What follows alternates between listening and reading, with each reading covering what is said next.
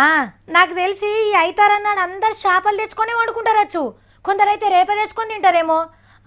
Sunday నాడు మా సత్తిగాడు కొర్రమట్టలను కొనుకొచ్చు కూడా గ్యారంటీ.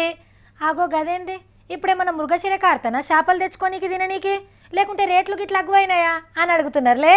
ఇవేవి కాదు, అసెంబ్లీలో లీడర్లు మాట్లాడిన చేపల ముచ్చట్లు విన్నాక నాకు కూడా అర్జెంటుగా ఇప్పుడు తింటే మంచిగుండ అనిపిస్తుంది. బర్లు ఆవులు పాల ముచ్చట్లతో సురువైన అసెంబ్లీ చేపల చెర్ల కాడిపోయింది. ఈ తాపకు ఎన్ని చేపలు పోసిండ్రు, అండ్ల కొర్రమట్టలెన్ని, పరకలెన్ని, జల్లలెన్ని, ఎట్ల పట్టాలే, ఏడమ్మాలే ముచ్చట్లు మాట్లాడిండ్రు లీడర్లు. గుడ్డు మంచి పుష్కరమైన ఆహారం అని చెప్పి పాఠ్య పుస్తకాలలో పెడతారు. చేప కూర గురించి, చేపల గురించి కూడా పాఠ్య పుస్తకాలలోగా సబ్జెక్ట్ పెట్టాలి. ఇట్లా లీడర్లు మాట్లాడినాక సీఎం సార్ లేచిండు. అందరు సరిపోను తినేన్ని చేపలు సాగుతామన్నాడు.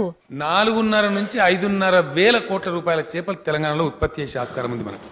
అంత పెద్ద పొటెన్షియల్ ఉంది. అంతేకాదు, ఏడేడ మనకు చేపల వాటా వస్తుందో ఆడాడ కొట్లాడతామన్నాడు. శ్రీశైలంలో మన చేపల వాటా ఎంత వస్తుంది, నాగార్జున సాగర్లో మన చేపల వాటా ఎంత వస్తుంది, పులిచింతలలో మన చేపల వాటా ఎంత వస్తుంది, అంతర్రాష్ట్ర ప్రాజెక్టులు. ఇక సీఎం సార్ చిన్నప్పటి రొయ్యల కూర యాద్ చేసుకున్నాడు కదా. చెరువులలో తెలంగాణలో ఎర్ర రొయ్యలు దొరికేటి అధ్యక్ష. ఎర్ర కలర్ ఉండేటువంటి రొయ్యలు ఉండేది చిన్నప్పుడు. పొట్టు రొయ్యలు అట అధ్యక్ష.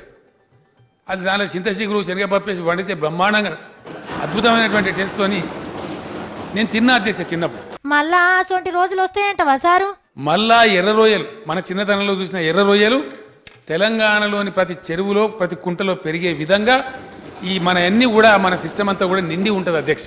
ఈ ఎర్ర రొయ్యలు తినుడే కాదు, 5,000 కోట్ల వ్యాపారం జరుగుతుందట. మన బెస్తన్నలకు ముదిరాజన్నలకు మంచిగా పని దొరుకుతుంది. ఇప్పుడు వచ్చేది 500 కోట్ల అధ్యక్ష. అది 5,000 కోట్ల పోయేటువంటి పరిస్థితి మనం పోతా ఉంది.